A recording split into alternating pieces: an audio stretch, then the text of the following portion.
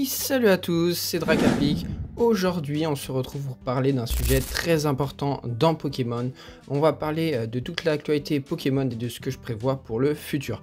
Alors, en 2020, les cartes Pokémon valaient parfois plus cher qu'un loyer. Mais depuis 2024, on pensait que le souffle était retombé, jusqu'à l'arrivée de la série Évolution Prismatique EV8.5. Entre hype soudaine, retour des scalpers et chute de certaines cartes, que se passe-t-il vraiment dans le marché des cartes Pokémon aujourd'hui? Dans cette vidéo, on fait le point sur les tendances, les risques et l'avenir du marché Pokémon. Et je vous donnerai d'ailleurs quelques bonus investissements sur les cartes à haut potentiel qu'il faut acheter maintenant.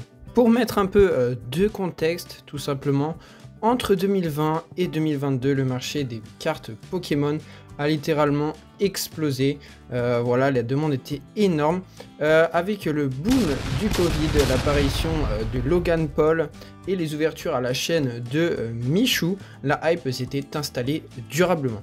Mais depuis janvier 2023 et le début du bloc écarlate et violet, tout semble s'être ralenti, du moins en apparence. En effet, depuis la fin du bloc épée et bouclier et son ultime série Zénith Suprême, EB12.5, l'attrait pour les cartes Pokémon semble s'être stabilisé. On peut voir par exemple le cas de certaines cartes modernes qui ont perdu de la valeur spéculative, comme des cartes de Origine perdue, Tempête argentée, à l'image de ce Pikachu VMAX de Origine perdue, qu'il est possible de retrouver aux alentours des 50-60 € aujourd'hui.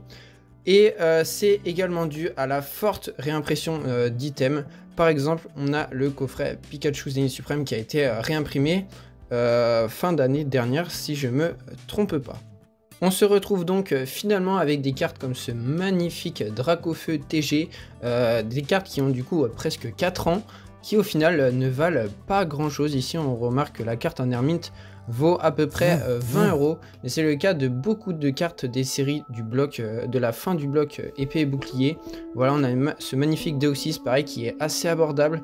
Donc voilà, moi je vous conseille d'investir tout simplement sur les cartes de la fin du bloc EB, ça peut être vraiment très intéressant. On a ce type de gold là, pareil, je crois qu'on peut les retrouver aux alentours des 70-80 €. Ce Pikachu pareil, magnifique, à 20 à 25 € si vous cherchez bien. On a beaucoup de cartes très cool à aller chercher, donc c'est maintenant ou jamais avant que ça reparte à la hausse. Voilà, pareil dans Tempête argentée, on a beaucoup de cartes qui sont à un prix assez abordable par rapport à la date à laquelle elles ont été imprimées. De plus, le calme qui est apparu après la fin du bloc épée et bouclier peut être également dû au fait qu'il y avait trop de vidéos Pokémon sur les plateformes de streaming.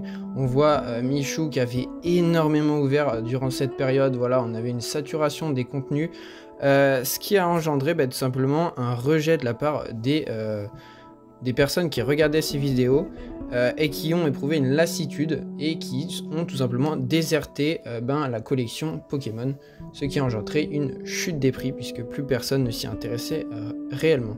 De plus, ce qui a énormément aidé la hype à se calmer, c'est bien évidemment le soutien de Pokémon Company qui a massivement augmenté sa production de cartes Pokémon.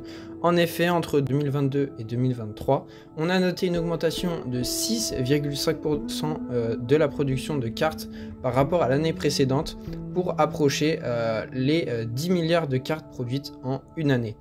De plus, récemment, comme vous avez pu le voir depuis le début du bloc écarlate et violet, avec notamment des ETB qui étaient disponibles en grande quantité dans les magasins, même 5, 6, 7 mois après leur sortie. C'est le cas de Fable Nébuleuse justement. Donc les collectionneurs pouvaient se faire plaisir avec des items à prix retail, même 5 mois après la sortie, ce qui a vraiment fait chuter tout simplement le scalping qui a déserté Pokémon. Donc ça c'était plutôt une bonne nouvelle. C'était également le cas de Mascarade Crépusculaire, bien évidemment, avec des UTB qui restent aujourd'hui assez abordables au final.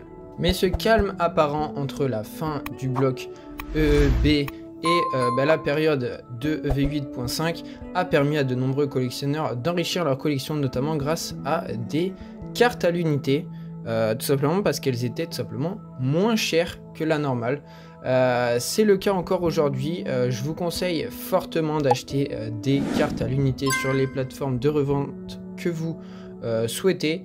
Vraiment, vous pouvez trouver de vraies affaires. Si vous cherchez bien, vous allez trouver des cartes à prix vraiment abordable. Et en plus de ça, je sais que ça enlève le plaisir d'ouvrir du booster, mais au moins vous avez la carte que vous souhaitez. Alors maintenant, on va parler du vrai tournant en janvier 2025 avec la sortie de V8.5. Alors maintenant, on va voir comment on en est arrivé à la hype qui est existante aujourd'hui. Alors, jusqu'à la série 2V7, EV8 du bloc écarlate et violet, les séries étaient plutôt cool, malgré qu'il n'y avait pas de cartes à fort potentiel réellement. On avait de très jolies alternatives, mais pas les Pokémon les plus appréciés. À partir de EV8 avec Étincelle déferlante, Pokémon nous a proposé des artworks un peu plus évolués avec des Pokémon plus appréciés par la communauté. On a eu par exemple le Pikachu alternative de V8 et le Latias également, tout comme le Milobellus. Donc ça a ramené beaucoup de collectionneurs et malheureusement des scalpers sur tout simplement le TCG Pokémon. Et c'est comme ça que tout simplement la hype a commencé à apparaître. On a ensuite eu Evolution Prismatique qui nous a présenté toute une série d'alternatives de folie, comme vous voyez juste à l'écran. On avait du Voltali, toutes les évolutions, on avait même du Garde de Fer, de très belles cartes, des Orgerpon, voilà, magnifique. Le résultat de cela, c'est que ça a fait un buzz immédiat. Tout est tombé en rupture de stock, parce qu'il n'y avait pas énormément de stock aussi non plus. Les précommandes étaient épuisées directement. On a eu une hausse instantanée des prix le jour de la sortie sur les sites de revente. On voyait sur des sites comme Vinted des items qui se revendaient le double voire le triple même, c'était plus le triple de leur valeur marchande réelle. Donc ça a été vraiment le point de départ de la hype qui existe aujourd'hui. Ensuite, au cours de l'année 2025 est apparue la série Aventure en Son. Série plutôt appréciée, même si rien de bien flagrant puisque la hype est restée plutôt canalisée. On a eu voilà, quelques ouvertures, franchement il n'y avait pas vraiment de problème. Peu de stock peut-être pour les ETB qui étaient plus compliqués à trouver. Voilà, du coup cette hype, elle a amené une nouvelle fois à un conflit. Ce conflit réside entre les collectionneurs et les investisseurs. On a d'un côté ceux qui veulent ouvrir, améliorer leur collection et pouvoir se faire kiffer avec des ouvertures de boosters à prix assez correct.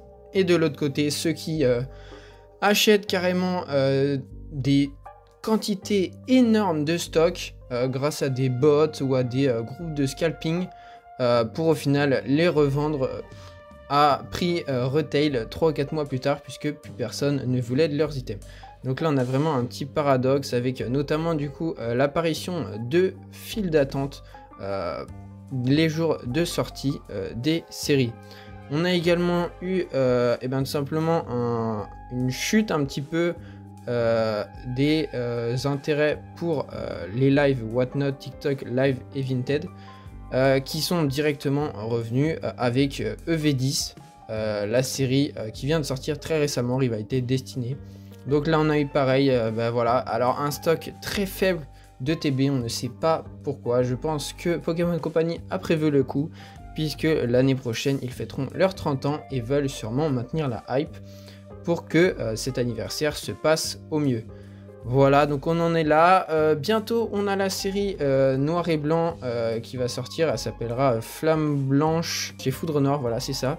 Donc là, pareil, on va avoir vraiment un intérêt énorme pour cette série puisque on aura du Reshiram, de la 5G. Beaucoup de personnes aiment cette génération-là, tout simplement. On va avoir peut-être les God Pack en français, je sais pas. En tout cas, il y en a en japonais. Voilà, on aura beaucoup d'items à l'image de l'évolution prismatique. On aura des coffrets, on aura des ETB avec deux designs, une blanche et une noire juste ici, voilà.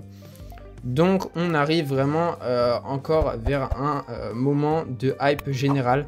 Là on a peut-être un petit creux entre tout simplement cette mi-juin là, le mi-juin actuellement, et mi-juillet, jour de la sortie de cette série.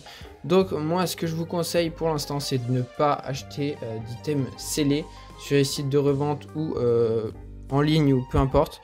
Vraiment, allez-y à fond sur les cartes à l'unité du bloc EB principalement. Si vous avez les moyens, prenez des cartes encore plus anciennes, pourquoi pas.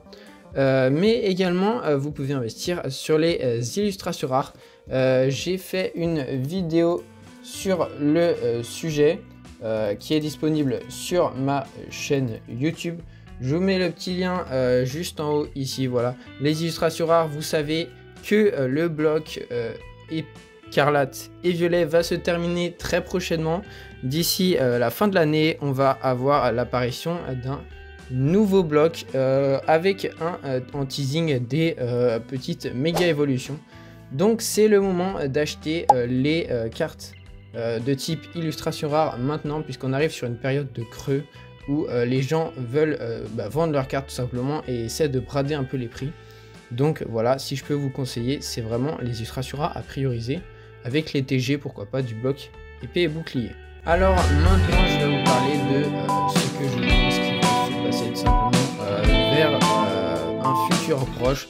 Voilà, comment bien gérer votre portefeuille tout simplement pour améliorer votre collection si vous êtes un collectionneur. Donc le retour de la hype avec EV8.5 était un signal en fait que le feu couvait encore sous la cendre.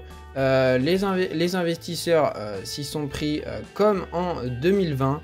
Le seul problème, c'est que le marché est désormais plus volatile et moins naïf, puisque la communauté Pokémon commence à connaître ce type de phénomène. Le résultat, c'est que les scalpers reviennent, mais les acheteurs savent aussi mieux décrypter leur manière de fonctionner et des blocages à leur encontre, c'est-à-dire de ne surtout pas acheter les items qu'ils proposent à des prix aberrants tout simplement. Voilà, ça permet d'éviter d'envenimer le phénomène, voilà. Donc pour moi, le marché Pokémon dans les années futures tend à osciller entre des pics de hype, tout simplement liés à la sortie d'une nouvelle série, d'un nouveau bloc peut-être, et aux 30 ans de Pokémon qui arrivent l'année prochaine. Mais ce sera un petit peu moins prévisible qu'avant et peut-être un petit peu plus lisse, avec peut-être moins d'abus de la part des scalpers qui vont peut-être avoir un petit peu plus peur tout simplement d'acheter des items qu'ils ne pourront peut-être pas revendre. En conclusion, EV8 a rallumé la flamme, mais le marché n'est pas mort, il a juste changé de rythme entre 2022 et 2024.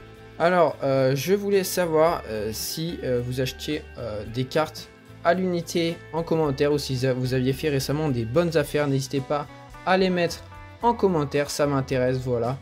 J'y répondrai avec plaisir. Si vous avez des questions, n'hésitez pas également. Et voilà, sur ce, abonne-toi, like, partage et mets un petit commentaire si la vidéo t'a plu. Sur ce, je vous dis à la prochaine. Bye, c'était Drakapic.